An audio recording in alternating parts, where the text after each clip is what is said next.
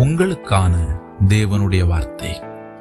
உங்களையும் உங்கள் பிள்ளைகளையும் உங்கள் தேவனாகிய கர்த்தர் வர்த்திக்க பண்ணுவார்.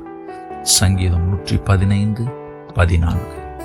கர்த்தர் ஆபிரகாமை பார்த்து சொன்னார், உன் சந்ததிக்கு இந்த தேசத்தை கொடுப்பேன், உன் சந்ததியை இந்த பூமியின் தூளைப் போல மிகவும் பெருக பண்ணுவேன் என்றார்.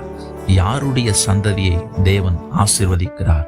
வேதம் சொல்லுகிறது, நீதிமானுடைய சந்ததி பூமியிலே பலத்திருக்கும் என்று. ஆம் பிரியமானவர்களே, கர்த்தர் ஆபிரகாமின் சந்ததியை அவ்விதமாக அளவில்லாமல் ஆசீர்வதித்தார்.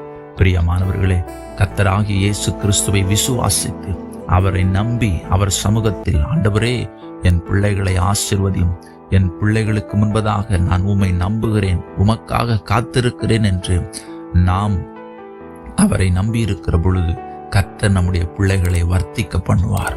வேலை ஸ்தலத்திலும் குடும்ப வாழ்விலும் உங்கள் பிள்ளைகளை உயர்த்துவார்.